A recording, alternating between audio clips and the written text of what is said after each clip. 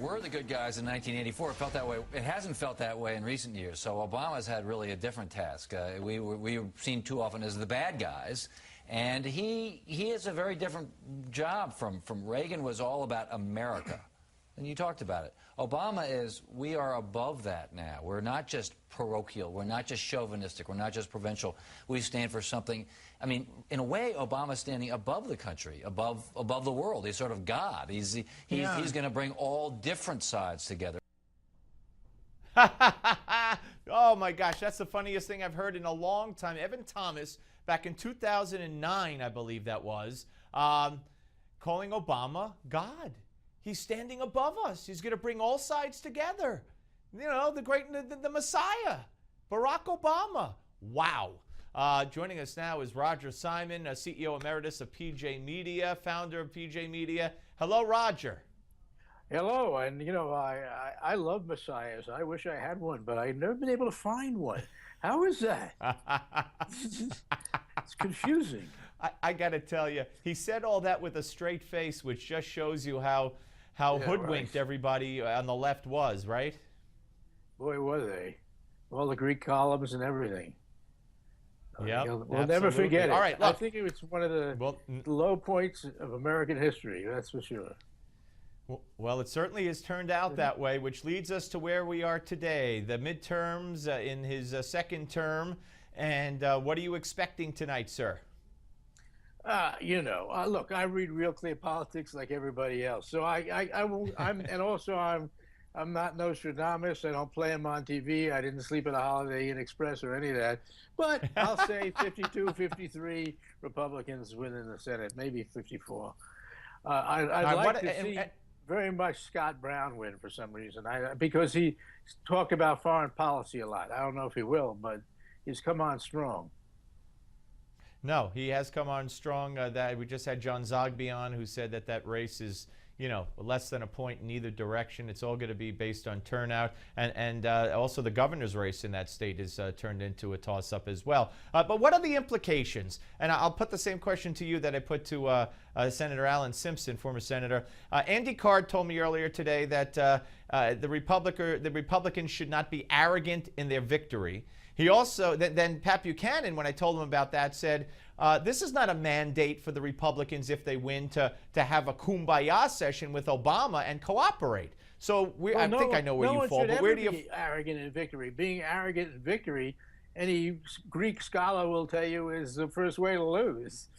Be careful and crafty in victory. Be gracious in victory, and then put it to them. Yeah, well, there you go again with the Greek. The first was the Greek columns. Now it's the Greek scholars. I don't know where we're going next, but well, it's arrogance. It's, dangerous. I know, Roger. So where do you see? Let's say your prediction comes true. Let's just say the Republicans gain control of the Senate, and they do so by a vote or two, et cetera. Maybe a couple of people, caucus with the Republicans in the aftermath because they want to be in the Republican Party in power. What do you see? Do you see Obama doubling down? Do you see any way to work with him where he would concede anything? Well, psychologically, it's very difficult because he's one strange dude. I mean, he's one prickly character with a real narcissistic personality disorder. And I think the first thing to watch for coming down the pike is the date November 24th, which is when allegedly an Iran deal may surface. And I think that's probably one of the most lethal things of the entire Obama administration. And I think that Republicans better be ready to make a big fuss and block it any way they can.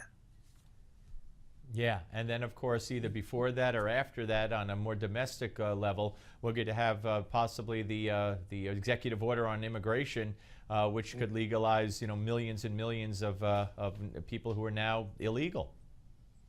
Yeah, I mean, can someone explain something to me I've never really been able to figure out? I love Latino culture personally.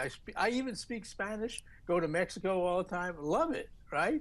But why do they get special privileges when it comes to immigration when the rest of our ancestors didn't?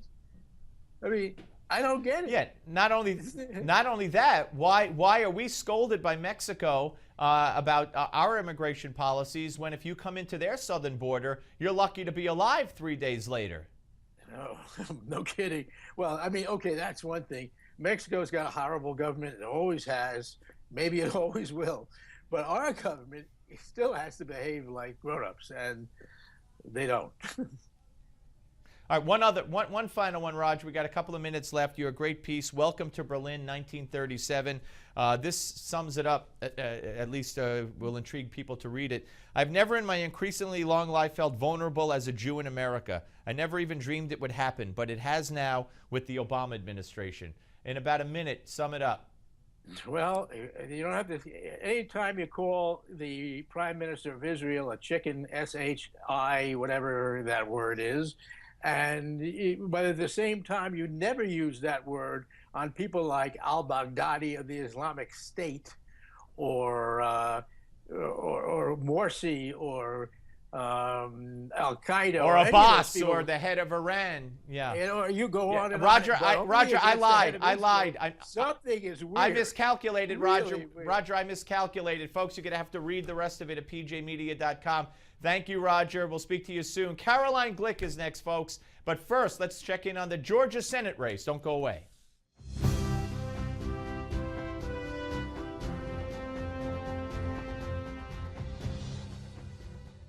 Republicans and Democrats are looking for a miracle in Georgia's Senate race. Both parties want to pull out a win on Election Day, but as this race heads down to the wire, political analysts say that is not likely going to happen. Here's what it boils down to. Georgia is a runoff state, meaning if one candidate doesn't get more than 50% of the vote, the top two vote getters must then battle it out again. The candidates, Republican David Perdue and Democrat Michelle Nunn, are vying for retiring Republican Senator Saxby Chambliss's seat. The two are locked in a dead heat. Despite the millions of dollars being poured into this race, neither one is pulling ahead in the polls.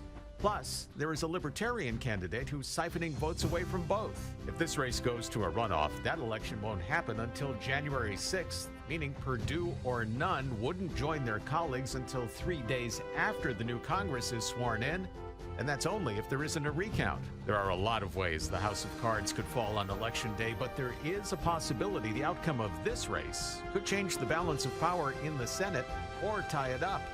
In that case, Vice President Joe Biden would be the deciding vote, and Democrats would still be holding on. Barely.